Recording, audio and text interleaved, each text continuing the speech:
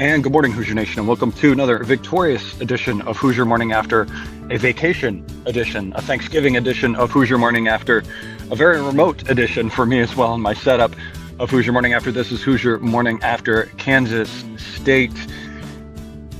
Wow, what a up and down game that was.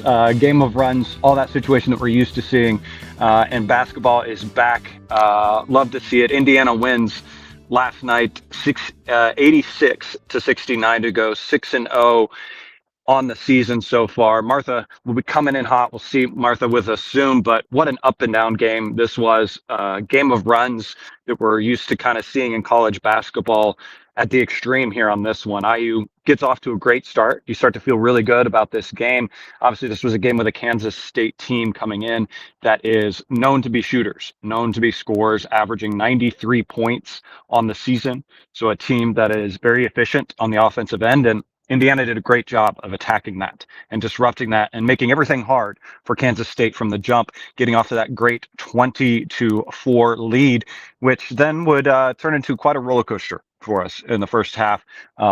Stuff wasn't really hitting then at that point, and Kansas State started to find a few windows here and there, got back into it, kind of closed it out, went on an own little run. I believe it was about 12-2 run at that point, and got a lot closer. But at least in the second half, IU got it back up to 12 to start, and I think they came out really great in the second half, really came out attacking, wanting to kind of spread it out a lot more on the offensive side, found some rhythm, found something big time in Reed Bailey, which we'll talk about him a little bit more in detail, but I thought he had really kind of a turnaround, great adjustments from him from the first half to the second half in this game as well.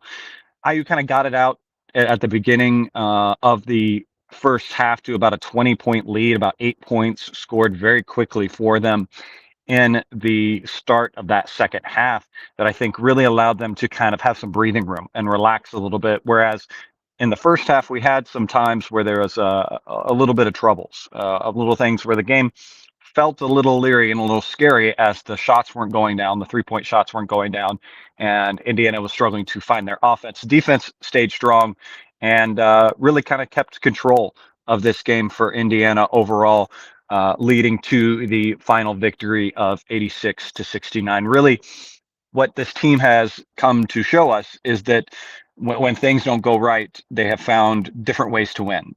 They've shown that they're a good, well-coached team as well. Great adjustments coming out of the second half and everything. I really think what has surprised me the most, excuse me, getting into this far into the season has been how well Indiana done defensively. I think if you asked me at the start of the season, defense was going to be one of those things that I didn't know how Indiana was going to be able to turn it around and adjust. We knew offense; they were bringing the scoring. We had 3-point shooters, all that kind of things. It was going to be the defense that was going to be the trouble. And as now, Martha, like I said, coming in hot. Martha, give me your kind of opening thoughts on this game.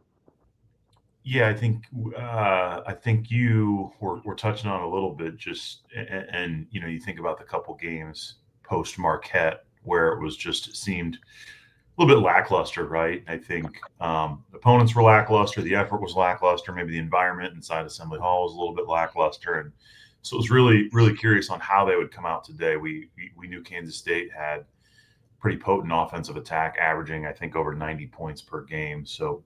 I think you were hitting on what is the defense going to look like, because it hasn't looked great the last couple of games, and I thought that's really from the go.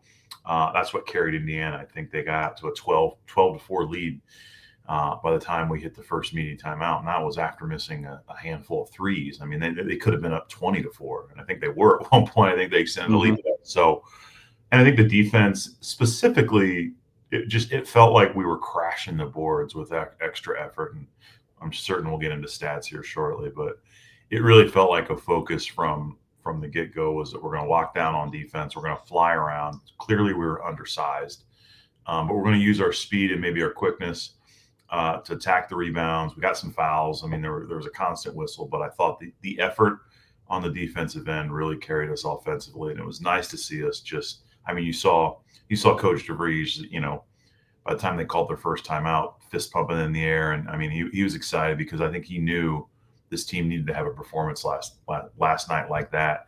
You're coming in ranked for the first time in forever, and was it a lot of questions on is that ranking earned? Should Indiana be 25th? And I think they went out and proved a point last night, which was good to see.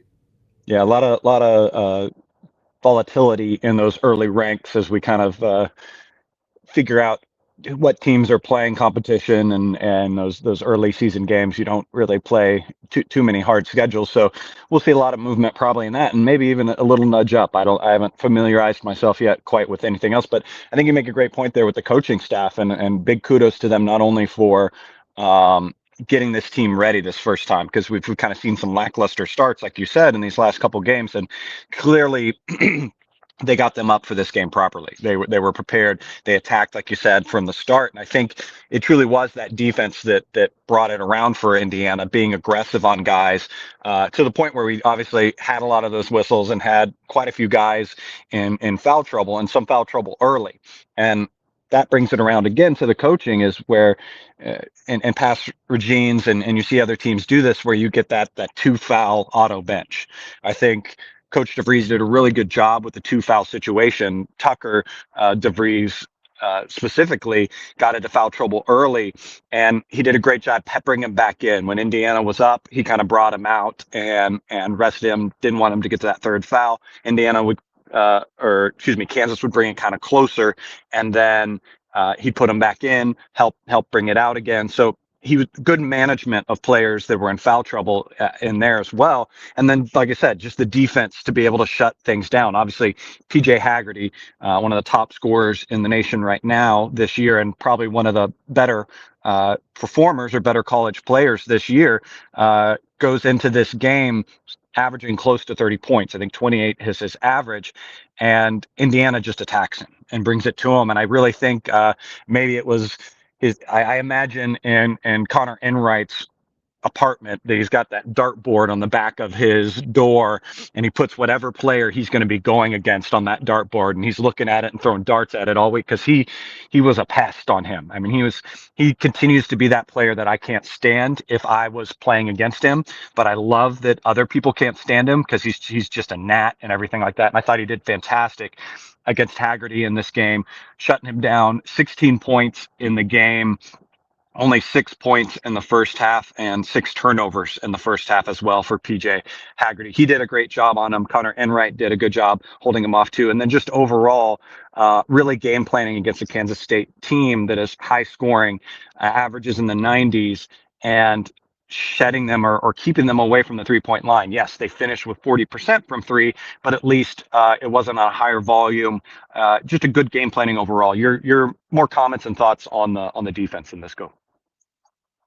Yeah, I think when you talk about Connor Enright, I think I believe we held Haggerty to 17 points, and he came in averaging close to 30, I think, and so that's an effort in and of itself. And I think you hit the nail on the head with Connor Enright. I mean, I had that same thought last night. I'm like, man, if he was on an opposing team, I'd be like, that guy's got a punchable face with that little mustache and the floppy hair. But I'm glad he's on our side, because oftentimes we found those guys on the other side, and we really haven't had a guy like that that's going to go out, and he doesn't care how many points he scores. But what he's going to do is go out and play his butt off if he's got an assignment. He knows his role, and that's really, really important. And his job is to be that pest defensively, and that was his role last night. And I think he tries to get into the opponent's head with some of his, we'll call him antics, but I think it's just the way his style of play. And I think it was great. I think overall, you combined what he was able to do defensively, and then the fact that I think I read a stat on Inside the Hall last night. I was kind of reading about the game, but we rebounded 35% of our misses on the offensive end, which that just tells me the plan of attack was just to crash the boards, especially after watching the previous 2 games in Assembly Hall, where it felt like we weren't really executing from a rebounding standpoint. So I just thought we went in with a really strong game plan to lock Haggerty down. outside of him, they felt like a relatively easy team to plan for. Still, they put up a lot of points, so you knew we were going to have to execute defensively to hit some shots, and we were able to do both. Yep, yep. And in addition to that, something that we've kind of talked about before, um, Connor Enright, obviously on the offensive side, does a lot of stuff as a point guard, initiating things, knows what DeVries wants to see, and the kind of fear has been, is he enough of an offensive threat himself? Is his defender going to sag off him a lot because they can be allowed to? And he has hit a few threes. I think going into the past previous games, he'd only made 2 threes in the game, and in this game, he makes 2 threes. He goes 2 for 5 from three. So it's good to see him find an offensive line as well to remain to be kind of a little bit of a threat going into it too. Someone that was very bipolar for me in this game, and one that if you would kind of comb my Twitter, you will see, and I think Twitter overall was kind of at him in this game was Reed Bailey. I think he was kind of a tale of two halves type of player for Indiana. In the first half, I think he was very soft. I mean, just to be very harsh with it. I think when he was approached with contact from some of the bigger guys on Kansas's team, he struggled to finish. He wasn't trying to play through that contact and everything, and had me nervous, honestly, going into halftime, because that is going to be an issue for us going into the Big Ten season as we get to some of these teams that have really big guys underneath, how he was going to handle that. And obviously, I think DeVries even said something about it in the presser about it. The second half, they coached him up. I mean, he looked like a different guy. He was really going at guys. He was playing through contact. He was inviting that contact as the whistles were happening. Finished with 21 points in this game, 14 of those in the second half. And also went to the line in the second half, like I said, quite a bit, was 8 for 9 just in the second half. Your thoughts on Reed Bailey's game? I think Reed Bailey gets a bit of a bad, he's, when you look at the makeup of this roster, he's forced to be our big. I mean, when really, I think if in a perfect world, he's our four, or he's a guy coming off the bench for us. You look at him and Sam Alexis kind of splitting time, and we don't have that true, and I think, when you start looking into the Big Ten season, I really think this could be something that is a pain point a little bit at times when we're playing really, really big teams. We're not stout down low, and Kansas State had a couple big guys, and Reed Bailey's had a couple tough games in a row. I get it. I think he's got, you mentioned the word soft. I think he struggles with his hands a little bit around the rim. He's forced with some contact. That ball's popping out pretty quickly, especially against bigger guys. And he had that turnover at the top of the key that was in the middle of that Kansas State run in the first half. So I get it. I do. But to your point, it was like he went in at halftime and read everybody's tweets. He's like, you know what? I'm going to come out and be a different player in the second half. And I think that's what we're going to get from him, because, again, he's put into a spot where he's going to be matched up against the other team's big from the get-go. And he's not, you look at him, he's kind of a slender big. He's obviously, I'm not sure how tall he is, but he's a little bit thinner, and there's some big bigs in the Big Ten. So it's going to be interesting to see how that looks moving forward. But it was nice to see him 13 for 15 from the free throw line, leading scorer for the team, 21 points. So I thought it was a good performance from him. I thought it was a good second half, but I also think it's kind of what we're going to get from him. Especially as we get, when we play competition like we did last night and we get into the Big Ten season, there's going to be games where he struggles a little bit just because he's outsized against the other team's big. So it's going to be something that I think we need to pay attention to moving forward. But obviously we need that second half Reed Bailey here moving forward. Yeah, and I hope that this was kind of a good confidence booster, and something that the coaching staff can honestly point to.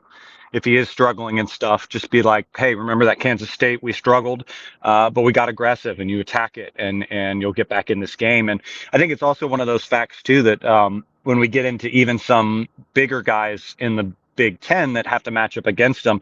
We're going to see the other teams have to worry about that matchup also, to the degree where we worry about the size. They're going to worry about the size and the speed and some of those cuts that you see Tucker and Reed do with each other. So we'll see how those things change. And again, was just a 180 for me in this game. So where I was going to kind of come on this, and it was going to be a tough one to talk about him and try not to bash him too much, it turns into the opposite. He's our leading scorer and all that in this game. So great to see from that. Other players to talk about in this game, honestly, Tayton had another one of games that he got going more in the second half. Thought he got going downhill a lot more in the second half, got to the basket. I think that was one thing that was lacking from Indiana's offense in the first half. That was kind of something that I think happened during that drought where we kind of let them back in the middle of the first half, was a lack of aggression in trying to get to the basket. We were playing too much around the perimeter and settling for the shots that they were giving us. Obviously, a lot of shots that we can tend to make, but just seeing him in the second half feeling more free to get down the basket, and then just some of the amazing moves he's able to make, zigzagging around guys, is fantastic. And then maybe we need to call him Tayton Mendoza, because that leading pass around the back at the beginning of the game to Reed Bailey, he didn't end up making the layup because it kind of put him under the basket a little too much, but that was an incredible pass there as well. Your thought on Tayton's game? He's quickly becoming. I was talking with my buddy Seth last night a little bit, and he's quickly becoming my favorite Hoosier, one of my favorite Hoosiers. And we were also talking about how, I think everybody's still kind of in a dating mode with this team. We're getting to know each other a little bit, right? There's so many new faces on this roster. We played one competitive team in Marquette, so a lot of IU fans, at least a lot of the ones I talk to, is like we're still getting our feet wet with this team. We're still getting to know them. We're in the get to know each other phase. So, and I think that's really, really true. And I think everybody is starting to talk pretty high about Dayton Connerway. I don't love the 7 turnovers last night. That jumps out to me. That's twice as many as any other Hoosier. And I think we had over 20 turnovers. So that number, and I don't want to get too far ahead because I know we'll talk about that later, but that jumps out to me a little bit. That's got to be lower from your point guard, I think. But I really felt like when we needed a bucket, he was able to get to the hole, get to the rim, and get us one. And you mentioned some of his passes. I think he had that alley-oop to Sisley on the fast break. He's just really, really smooth, and he's fun to watch.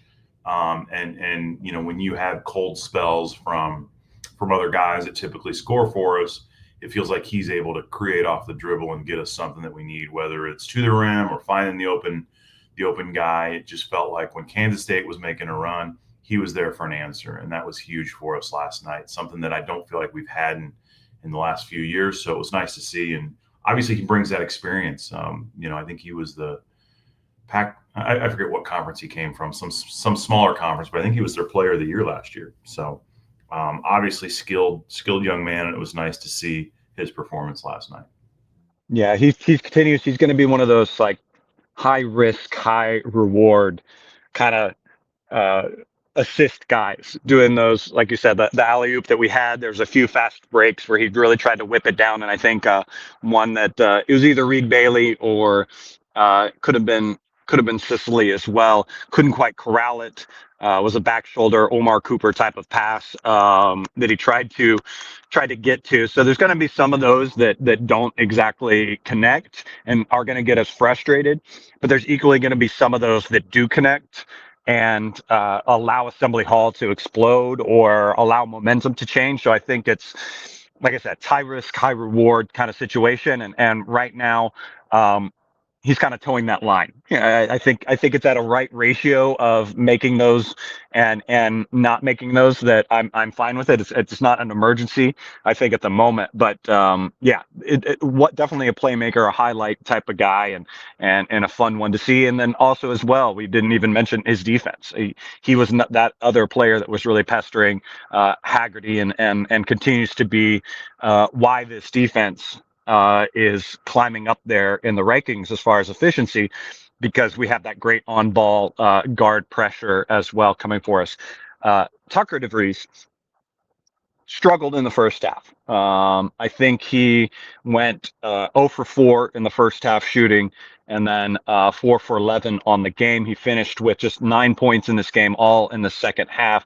Was still out there though, making an impression and doing something in the game, but obviously part of that could have been Kansas State game planning against him and making things tough because they were really there on the catch with him. He did have one of his threes in the second half that I think was amazing, where he kind of bobbled it himself, and he had it in his shooting pocket and up so much quicker than I could have even just caught that ball after bobbling it in my own hands, and he made the basket. So amazing what he can still do. But he's going to have off games, and it was good to see other players catch up for him. What were your thoughts on Tucker's game? I thought, it was one I was really hoping we would get him going a little bit. I don't know that force is the right word, but there were some of those 3-point shots early looked like they were from 40 feet. And I mean, they were out there. And, obviously he's a guy that I think's got the green light out there, but for a guy, I think, he's kind of cooled off shooting the last couple of games. Maybe let that come to him a little bit more and get some closer looks and try to get some clean looks. What he didn't give us, offensively, I felt like he was in the mix defensively from the get-go. I think he was tied for the lead on the team with rebounds. He always seems in the middle of forcing turnovers and things of that nature. So obviously he's a guy that's going to heat back up. There's no question about it. He's a shooter. He's electric defensively, and I think sometimes we forget that he missed a big chunk of last season. So he's still probably getting his feet wet a little bit in terms of live game action and things like that. So, but I thought obviously came back in the second half, made an impact offensively. I think he ended the game with 9 points, only hit 1 3, which is uncommon for him. So the fact that we were able to still score close to 90 points and our leading scorer only has 9 points. Don't think he scored in the first half. I think I tweeted that out, and 15 minutes to go in the game, we're up 20 without a single point from Tucker DeVries. And you take that. You have to, right? I mean, that means other guys are stepping up. We've got other scorers. We're not reliant on one guy to carry us. So resiliency from the rest of the team when their leading scorer maybe wasn't getting the shots to fall like we're expected. So again, I don't think this is going to become a trend where Tucker DeVries isn't scoring. And I think even in those games that he's not, he's going to be able to affect the game in different ways. And that's what he's able to do last night. Yeah, and that's it's games like this that you're, like you said, we scored 86 points, and our leading scorer only scored 9 of those. So when you have games like that against competition, and this was a good competition team, this was a top 50 team. This is a team that earmark in your score tracker or whatever you do, and keep sending good energy to, because we only want them to continue to climb now that we've won against them, and could continue to be a sweet, good resume building win for IU. But great to see them get it done still without him, with him struggling and everything. And so, like you said, I hope moving forward, I hope this next game coming up on Saturday, we get to see him kind of find more of his rhythm, because he has been a little off in these last couple of games. Someone that continues to be on, though, and always out there hustling and great for us off the bench is Trent Sicily. He had another great hustle game, and just can't say the word hustle enough with him.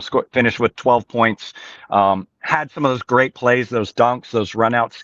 He's one of those guys that was in there on the defensive glass affecting things. And even there's a highlight that's going around Twitter right now where he is involved in the rebound on the defensive end, and he doesn't get it. But the minute he sees that Tucker had it, he turns around and is sprinting to the other end. And even though he was under the hoop, he beats all the other players back and gets a dunk. I think that was the dunk rather than the alley-oop. But just continue to be a great surprise to have a freshman be able to come and have an impact like this. Because honestly, we were going into this season knowing that he made a good leap going to Montverde last year. That was a fantastic decision by him to develop his game, and just expected him to get less minutes than he has been, and be less of an impact. And love the minutes he gives us. Love the player he's become. Your thoughts on Trent's game?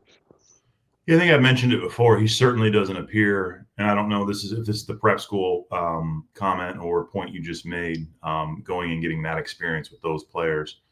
But he certainly does not look like a freshman whatsoever out there. I think he was the first guy off the bench, if not came in after Alexis yesterday. I can't remember, but he was one of the first two off the bench. But his ability to just come in and he's playing 20 minutes a game as a freshman and averaging close to, I think he had 12 points last night, but if he's not averaging double figures, it's close.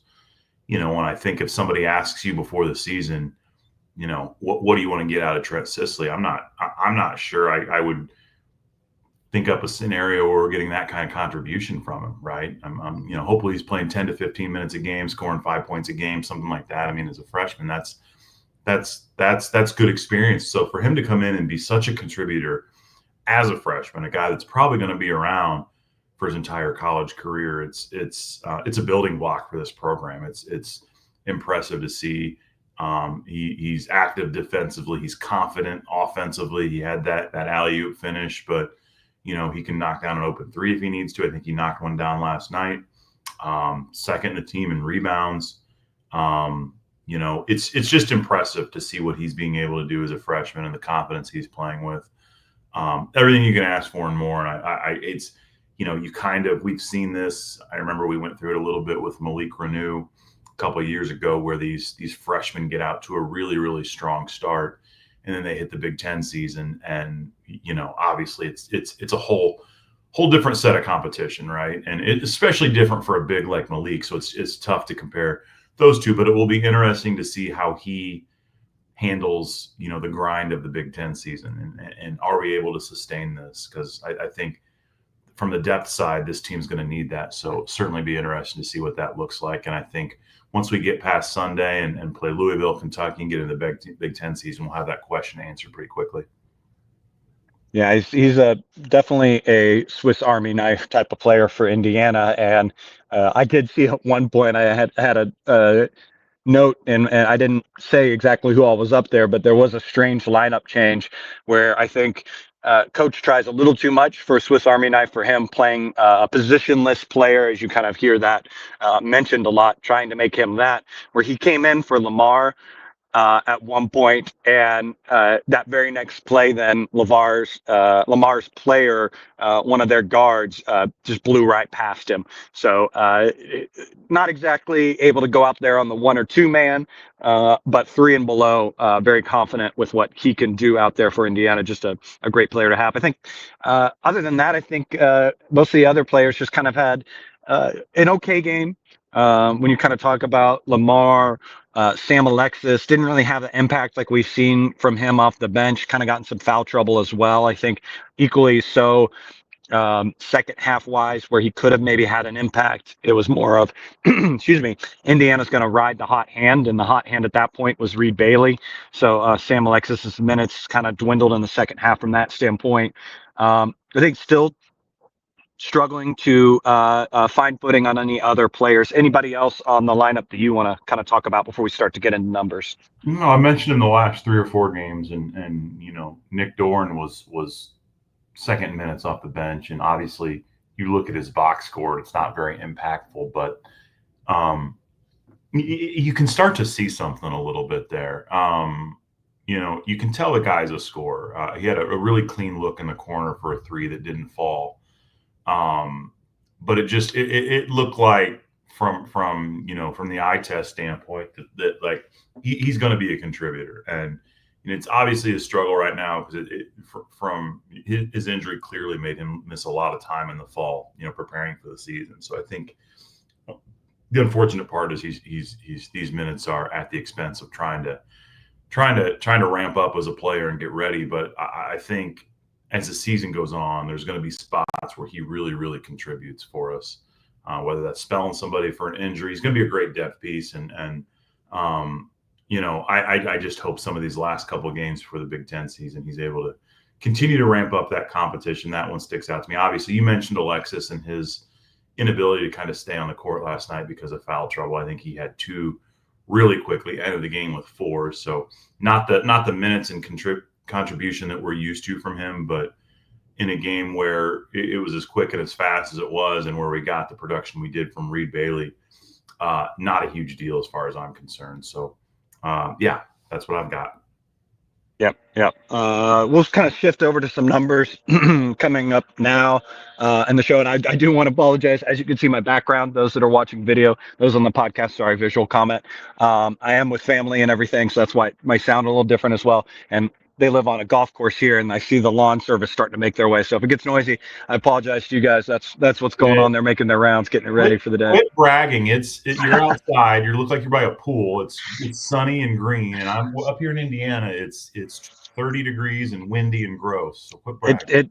It's going to be in the 80s today, so it's just going to be hot. It's just going to be nasty and just no poolside photos. We don't need that. I won't do that. I won't do that to the fans. But looking at numbers going into this one, obviously, again, the scoring, the defense on Kansas State, a team that's going to light it up throughout the year and everything. Indiana did a great job on that. I think the great game plan from the coaching staff to kind of limit their attack from the beginning and kind of get them off kilter to start the game, so they felt like they were having to play from behind a lot of the times. And that's evident when you kind of start looking at the numbers, with Kansas State in the first half shooting it at 33%. Second half, they obviously got going a little bit more with 48%. I think a lot of that was due to PJ being able to get downhill for Kansas State and get some easy baskets there, kind of when it disrupted Indiana's defense a little bit. And I believe as well at that standpoint, Indiana had kind of backed off a little bit defensively, both because of foul trouble and because of a 20-point lead at that point. The other stat, the stat that I continue to love, that I was concerned wasn't going to look as good this game, but continues to look pretty good. Indiana had a 15 assist to 27 made baskets in this one. Turnovers, like Martha said, was kind of a little rough one for it. 17 turnovers for Indiana, 19 for Kansas State. I think a lot of Indiana's and a lot of Kansas State's in this were due to players having happy feet, a lot of travel calls in this game, and then Indiana, some of those, as we talked about before, due to that high risk, high reward situation that we get from Tatum as well. What numbers are standing out to you? I think one is the fact that the defense was able to hold Kansas State to just 0.91 points per possession. It was a season low for Kansas State, and reading the scouting report, it's like we're going to have to find a way to slow them down offensively if we want to win, and we did. So it's just it speaks to all the praise we've given the defense and the rebounding and everything we've talked about throughout the show, and Connor Enright was key to that defensively, just slowing them down, slowing their leading scorer down. I think the other thing, and you can kind of call this a stat if you will, but probably the two names that we've mentioned the least on this show, Tucker DeVries and Lamar Wilkerson. If we would have rewound to yesterday and say, hey, these guys aren't going to have they're not going to have great games. They're and I'm like, man, I don't know if we win, right? I mean, it's not like Lamar was crazy quiet, but I think last night, what do you have? 14 points, 4-7 from three. It wasn't, when you only get 14 from Lamar and 9 from Tucker, and somebody gives you those two stats, I'm like, ooh, I don't know if we win against an offense like Kansas State, and we did, and we won, by almost 20 points. So that stat jumps out to me a little bit, that we were able to tread water and still succeed without those two guys carrying us. And I think that's important for the entire team, the entire team's confidence. So that's exciting to see, that we're able to, even when our two top scorers aren't our top scorers, we're still able to find a way to win. Yeah, and that final score, like you mentioned, a little asterisk next to it, because you kind of hate to see it when it happens, but Kansas State made 2 3-pointers kind of there at the end when some of our walk-ons were out there and stuff like that. So obviously easily could have been that 20-point lead. Something that we were harking on about last game was obviously the rebounding. And in this game, Indiana finishes with 35 total rebounds to Kansas State's 28. So 11 offensive rebounds for Indiana, a lot of good second chance points as well. Was clear that obviously the coaching staff and the team concentrated on that in practices this week because you could see guys attacking a lot more, not waiting for the ball like they were in the last game, going up also as well with two hands to really secure it, not really trying to swat at it, kind of things like that. Obviously, some of those rebounds on some long misses from Indiana were just bounces off the rim, and those are a little bit more of a struggle to try to get. I saw a lot of those in this game, but just good to see that an issue that you have in one game, I saw a clear emphasis on that going into this game. So something that is good to see overall for Indiana. And I think just considering everything going into this game, just a great stat sheet overall you find from Indiana. I think they'll clean up those turnovers. We'll see that closer down to the low tens to single digits, mostly going into other times. But good to see that with all the other numbers where they are. Um, Also, numbers to kind of look at too. I was bringing up Ken Palm going into this as well. Indiana jumps up to 20th in Ken Palm after this game, and the interesting one to see as well is the defense hops up to 15th on Ken Palm and defensive rating. So we haven't had that in a long time. I'd have to dig. I don't want to depress us by digging up one of those stats to see how that defense is going and everything like that. So good numbers in this game. Great stat sheet. Great way to handle this situation and everything. I do want to shift to our one pitch that we always give on this show and some comments that were going back and forth in the YouTube as well. So guys, if you're listening on podcast or wherever you're listening to this, YouTube, watch it as well. There's some great people in the chat there you can talk to and everything. But Hoosier Ticket Project, the unofficial sponsor of this show, a great thing happened with some of those tickets that were donated from a fan in our comments. Tell us about that, Martha. Yeah, Jennifer's always been a great supporter of ours. You know, when a lot of times when she can't make a game, she'll reach out to us and donate her tickets, and we were able to get her tickets matched up with a daughter that had made a request on our website wanting to surprise her mom with tickets. Her mom's in the middle of a battle with cancer, and her effort to kind of get her mom's mind off of that battle and enjoy. She's a diehard Indiana basketball fan, so create a special moment for her mom, especially leading into the Thanksgiving holiday. So that was able to happen last night, where one of our team members, Sarah, was able to meet the family and get some photos last night. So we'll be sharing those at some point over the next couple of days. But huge moment, and couldn't be possible without our generous donors like Jennifer. So we certainly appreciate the heck out of her and everybody else that donated tickets. And as we always mention around the holidays, it's a great time that if you can't make a game, consider a donation, because there's a lot of deserving recipients and deserving folks out there that would love to use those tickets. HoosierTicketProject.org. There's a donate and a request tab on there. Whether you want to donate your tickets or you know somebody that it would be good to make a request for, we will make every effort to get them to a game. So special moment last night. We had about 10 to 12 people at last night's game. So exciting time, especially around the holidays. It's really fulfilling when you can do it around the holidays and brighten up those days. So good stuff. Thank you, Chad. Yep. HoosierTicketProject.org is where you go. And that's awesome, Jennifer. Big up to you. A great person, huge supporter of the show. We always appreciate you there. And a model Hoosier, taking care of Hoosiers and everything like that. We appreciate you. We appreciate what you do and everything. Good job. Good job, Jennifer. So close it out for me, Martha. Give me your kind of final thoughts on this game. Yeah, one you kind of had circled. It was a weird opponent to kind of. I don't know if it was a home and home, but I don't know if we go there next year. But you kind of see it pop up on the schedule, and in a year where there's not really that marquee non-conference home game, this one was kind of circled as such.